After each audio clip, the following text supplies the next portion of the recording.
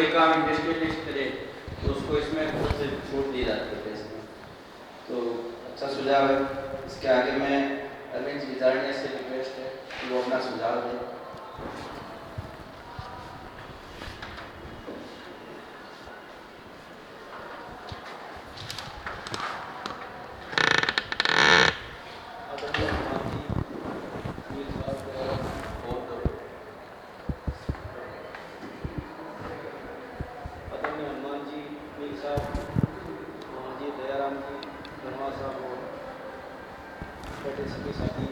आज ये सेमिनार हमने यूनाइटेड नेशन डिक्लेरेशन के ऊपर करी थी जो किसानों के लिए बना हुआ है, और वहाँ पर 2018 के अंदर अपनी सरकार साइन करके आई थी कि किसानों के लिए ये अधिकार है।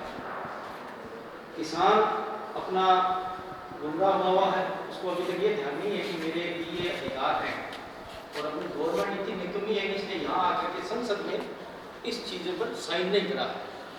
तो हम लोगों को बड़ी मोहल्ले में और में जा करके ये जागरूकता करनी चाहिए कि भाई यूनाइटेड नेशन जब हमें जो अधिकार दे रहा है वो हम क्यों नहीं दे रहे। तो जो भी यहाँ आदमी हैं या बाद में सोशल मीडिया के माध्यम से जो भी सुन रहे हैं, आप लोग गूगल पे जा करके और resolution adopted by general assembly on 17 दिसंबर 2018 वो आप वहाँ पर देखो और इसका प्रचार होगा कि भाई जब यूनाइटेड नेशन ने जो हमारे को अधिकार दिए हैं वो संसद रेटिफाई क्यों नहीं कर रही है। पहला प्रश्न तो ये है। दूसरा ये है कि यहाँ की सरकार ने गड़बड़ दवा ये कर रखा है कि किसान की डेफिनेशन परिभाषा वो इस तरह ही करती है, भैंस ला के आके फाड़ लेता वो भी किसान है, और जो पूरे महीने पूरे साल 12 महीने खेत में रीझ रहा है वो भी किसान है, और जो बाहर बैठा विदेश में बैठा है वो भी किसान है, और हमारे जो शहरों में बैठे हैं वो हिस्से बट्टे में देते हैं वो भी किसान है। एक तो ये क्लैरिफाई होना चाहिए कि किसान की डेफिनेशन क्या है, कौन किसान किस कैटेगरी में आता है, ये बिल्कुल क्लियर चीज होनी चाहिए। मैं सारी चीज़ें शॉर्ट में करा देना लंबा नहीं जाऊँगा। अब तीसरी चीज़ ये आती है कि किसान के साथ में यहाँ हमारी सरकार ने दोयम दर्जे का नागरिक बना रखा है। इंडस्ट्री को पूरी फैसिलिटी देती है, किसान को फैसिलिटी नहीं दी जाती है। किसान उसका एक तरह का नाजायज पुत्र, और वो हम देखते हैं कि एक इंडस्ट्रियलिस्ट को बैंक जब लोन देती है तो इन्होंने संसद में कानून ला करके ये कर दिया, उसका इस तरह का मॉडल स्थापित कर दिया कि वो कई सालों तक पहले देता नहीं है, उसके बाद में 97% उसको माफ़ करके 3% तक वापस दे करके हुआ है। तो भाई हम किसानों के जो ऋण है आप ये फैसिलिटी हमारे को भी दो ना, 50 साल तक हम भी नहीं देंगे। फिर बाद में किसी आदमी ने 10 लाख उठाया है तो वो 10 साल 20 साल बाद में दे देगा 10,000 5,000 रुपये, और रेटिफाई करो। हमारे लिए भी वही कानून होना चाहिए ना। इस देश में किसान के लिए और इंडस्ट्रीज के लिए दो कानून क्यों है? ये व्यवस्था दिखने में एक समान है परंतु असल में दिखने में एक समान नहीं है। यहाँ पर दो तरह के नागरिक बसते हैं। ये जो ग्रामीण अंचल से रहने वाले आदमी हैं या जो शहरों में आकर के बसे हैं, उनको इस चीज़ का दर्द होना चाहिए, एक इसके ऊपर बात होनी चाहिए। आगे सबसे बड़ी घातक चीज़, हम 13 महीने बॉर्डरों पर रहे, हमारे घर छोड़े, लड़ाई लड़ी, 3 कृषि बिल के खिलाफ लड़ाई लड़ी, और मोदी जी ने घोषणा कर दी कि भाई ये 3 कृषि बिल वापस हो गए हैं, आप लोगों के खतरा अब नहीं रहेगा। वो खतरा तो यथावत कायम है। मल्टी स्टेट कोऑपरेटिव सोसाइटी के नाम से बिल लेकर के आ गई, और उसका जो अंत इससे पहले आज तक के विश्व इतिहास में जब भी सरकारों ने जमीनों पे सुधार करने के नाम से लाए हैं, उसका आखिरी चीज ये होती है कि किसान के हाथ से जमीन चली। इसमें 3 बिल, इस मल्टी स्टेट कोऑपरेटिव सोसाइटी में 3 बिल है, सीड बिल है, ऑर्गेनिक सोसाइटी बिल है, और एक और हमें एक्सपोर्ट बिल ये है। इसमें मतलब नकेल ऐसी कस ली जाएगी, इन्होंने 7 लाख तो ये सोसाइटी खोलेंगे और उसके ऊपर 3.5 लाख क्लस्टर करेंगे। ये हम लोग, मैं आपको एक बात बताऊं, ये जहाँ भी जाते हैं कहते हैं साहब बहुत बड़ा विकास हो गया, ये सड़कें बन रही हैं, हमारे खेतों तक सड़कें बन रही हैं। साहब आपको कोई फैसिलिटी नहीं दे रहा। आप बिना मतलब के भ्रम में मत रहो। आपके खेतों से सामान उठाया जाएगा। जो सामंत काल हमने देखा था उससे भी बुरा नव सामंत काल आएगा। आप इस चीज़ को याद रखें। आपके खेत से सामान उठाएंगे वो कहेंगे वही बीजना पड़ेगा आपको, क्योंकि बीज वो देंगे आपको। आप अगर अपना बीज बीजोगे वो नहीं लेंगे, कहाँ ले जाओगे आप मार्केट में? हम एक किसान जो 12 महीने खेत में रहता है वो बहुत बड़े संकट की तरफ जा रहा है इस बिल के माध्यम से। आप अभी अपने राजस्थान असेंबली में चुनाव आने वाले हैं, जो भी नेता आता है गांव में उनसे पूछो, क्या आपको पता है? उनसे पूछो हमारे बच्चे कहाँ जाएंगे, अपने बच्चों के लिए बातें पूछो। तीसरी चीज, इन्होंने जमीनों के लिए अलग अलग देश में अलग अलग क्लस्टर बना दिए हैं।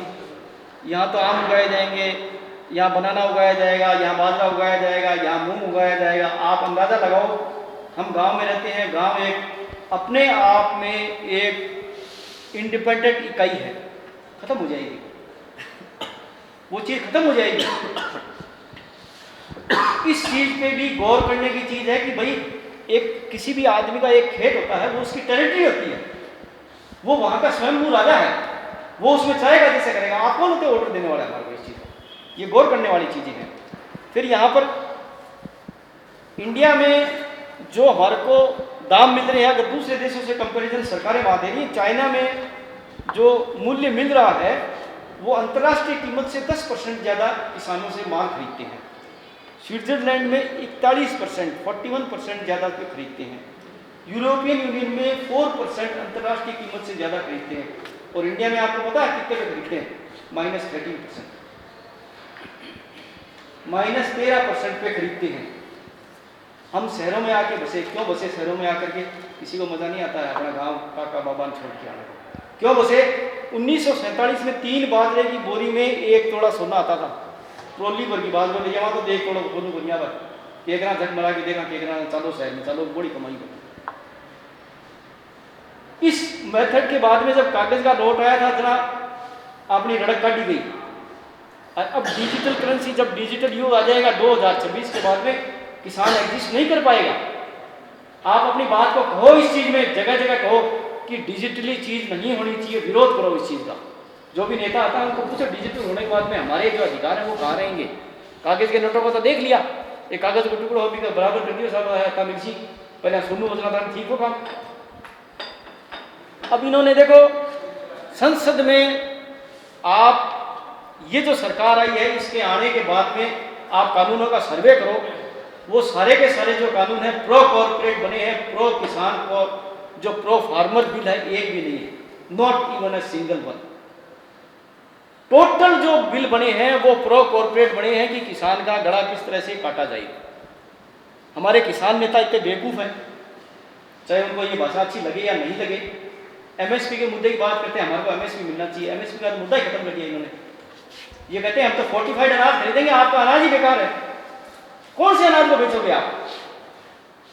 जब उन्होंने यही कह दिया कि आपका अनाज तो सही नहीं है, आप अनाज हमारे को दो, हम इसमें चीज़ मिलाएंगे, ये विटामिन प्रोटीन पता नहीं क्या क्या चीज़ें कम है साहब आपका, तो इसलिए बाजार में जब जाएगा लोग बाग बीमार होंगे, आप ये अनाज आप हमारे को दो, हम इसमें ये चीज़ें मिलाएंगे, फिर मार्केट में देंगे, आपके अनाज से तो बीमार हो जाएगा।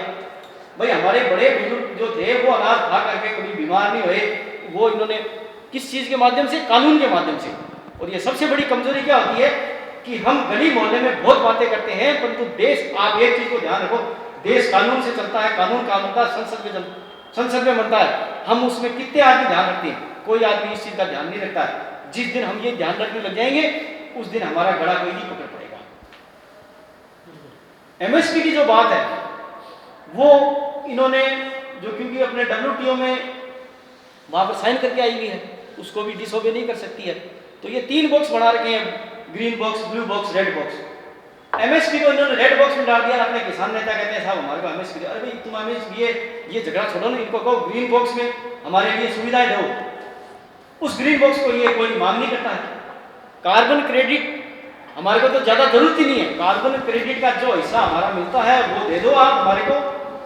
हम तो साहब न तो कोई शहर की है गंदी नालियाँ का माँ रहना कोई नहीं, मुझे बनिया हुआ मैं बताऊँ कार्बन क्रेडिट का रुपया मिलने लग गया ने ना मेहमान उगा कि हमारे घर खाने का तो लग गया, बाकी 100 दे दिया, कार्बन क्रेडिट को रुपये दे दो तो 2100 बतो कर दे शाम, परंतु ये वो नहीं करते। एक्चुअल में जो कड़ी है हिंदुस्तान में वो ऊपर नेताओं से लेकर के ये यूनियनें बनी हुई इसलिए होती हैं कि उनके माध्यम से सही चीज़ पे जाने नहीं देते हैं। ये हम कैसे करें? जागरूकता अभियान चलाएं, जगह जगह छोटी छोटी सेमिनारें रखें। बड़ी सेमिनार हमारे पास आएगा नहीं, छोटी छोटी सेमिनार से ये कड़ियाँ बनेगी और आगे जाकर के यही बड़ा रूप लेगा। जागरूकता अभियान चलाओ। धन्यवाद, मैं मेरी बात को यही खत्म करता हूँ।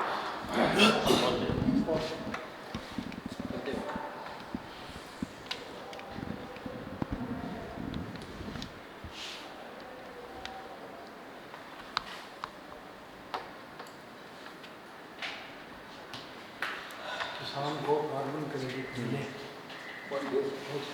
बोल नाम बोल। एक सेकंड